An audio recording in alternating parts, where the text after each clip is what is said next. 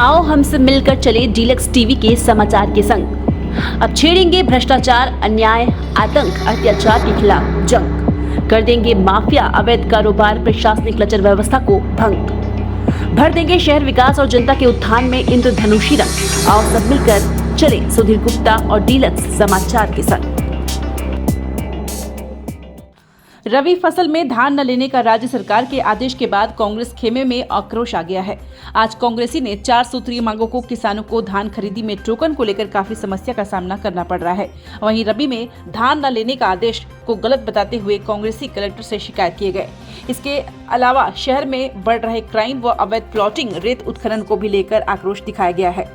धमतरी विधायक के नेतृत्व में कांग्रेसी कलेक्टर पहुंचे, इसके बाद भी मांग पूरी नहीं की जाती है तो आगे उग्र आंदोलन करने की चेतावनी दी गई है। इधर कलेक्टर ने कहा कि रबी के समय में धान लेने से पानी का खपत ज्यादा होता है और इस दौरान वाटर लेवल नीचे चला जाता है, जिन्हें देखते हुए अपील की जा रही है कि किसान रबी के धान न लेकर दलहन तिलहन लेने की, इसके लिए अभी से ही 6 करोड़ का ऋण भी दिया जा चुका है। अभी तक कोई किसान इस मामले को लेकर नहीं पहुंचे हैं। वहीं टोकन को लेकर कहा कि ऑनलाइन टोकन कट रहा है, अगर दिक्कत होता है तो किसान शिकायत करते हैं। जहां तक अवैध प्लॉटिंग, रेत उत्खनन की बात है, उस पर विधिवत कार्रवाई करने का आश्वासन दिया गया है। 4 बिंदुओं में हमने कलेक्टर को महोदया को ज्ञापन दिए। पहला मुद्दा था कि किसानों को जो अभी फसल बेचने में तकलीफ हो रही है, टोकन नहीं कट रहा है, उसके लिए हम लोग एक ज्ञापन दिए और उसको 60-40 के रेशियो में टोकन काटने के लिए बोला गया, निर्देशित किया गया और उनके द्वारा बताया गया कि उनको चालू तत्काल कर दिया गया आज से ही। दूसरी मांग थी कि आज धमतरी जिला में और धमतरी क्षेत्र में अवैध प्लाटिंग, जो आप देख रहे हैं कि ग्रामीणों में भोले भाले किसानों को लूटने का, ठगने का काम ये जो कर रहे हैं भूमाफिया द्वारा, उनके लिए भी आवेदन दिया गया। तीसरा आवेदन दिए हम लोगों ने कि आज जो धमतरी क्षेत्र में अवैध रेत की खनन हो रही है, अवैध परिवहन हो रही है, उसमें लगाम नहीं है। जब से बीजेपी की सरकार आई है और धड़ल्ले से रात और दिन खुदाई चालू है, इसके लिए हम लोग ज्ञापन दिए।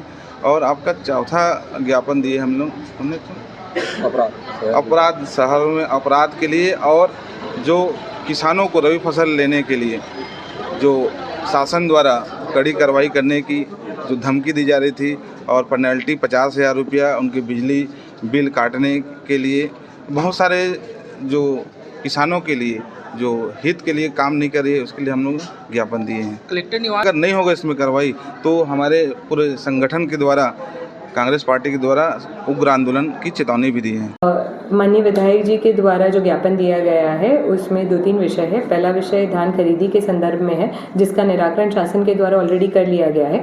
जो पहले 100% टोकन ऐप के माध्यम से कट रहे थे, उसमें अब 60% टोकन ऐप के माध्यम से और 40% टोकन समिति के माध्यम से कट रहे हैं। पहले ये भी समस्या थी कि 7 दिवस के टोकन कट के फिर अगले 7 दिवस का कट रहा था। अब समिति के माध्यम से आने वाले 3 दिन का भी टोकन काटा जा रहा है। तो पहले कुछ दिनों 2-3 दिन ये समस्या रही कि लिमिट से कम धान खरीदी हुई, पर अब वर्तमान में जो लिमिट सेट है उतने टोकन कट के उतनी धान खरीदी हो रही है।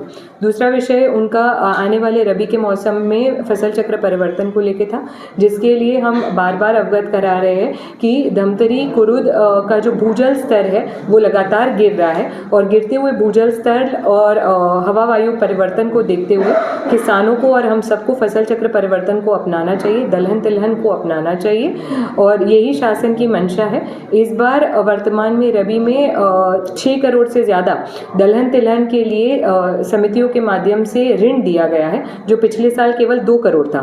तो मैं और किसानों को बोलूँगी कि आगे आए और दलहन तिलहन की खेती को अपनाएं। उनके आरोपों के लिए उनके पास कोई आधार नहीं है, किसी गांव विशेष की शिकायत या किसी किसान विशेष की शिकायत नहीं है, ना हमारे पास ऐसी कोई विशेष शिकायत आई है। यदि कोई ऐसी विशेष शिकायत आती है तो हम बिल्कुल उस पर एक्शन लेंगे। पर पुनः ये अवगत कराती हूँ कि अगर ग्राम सभा, ग्राम पंचायत अपने स्तर से कोई निर्णय ले रहा है भूजल संरक्षण करने के लिए, तो बिल्कुल जिला प्रशासन उनके साथ है। अवैध प्लॉटिंग को लेके भी उन्होंने ज्ञापन सौंपा है। अवैध प्लॉटिंग के लिए वर्तमान में नोटिस जारी किए गए हैं और विधि अनुसार उस पर कार्रवाई की जाए। रोजाना धमतरी जिले की छोटी बड़ी खबरें पाने के लिए धमतरी डीलक्स टीवी समाचार के साथ जुड़े रहें। हर खबर पहले पाने के लिए हमारे YouTube channel Dhamtari deluxe TV को सब्सक्राइब कर बेल आइकॉन जरूर दबाएं। इसके साथ ही साथ हम आपको रोजाना धमतरी जिले की छोटी बड़ी खबरों से आपको रूबरू कराते रहेंगे।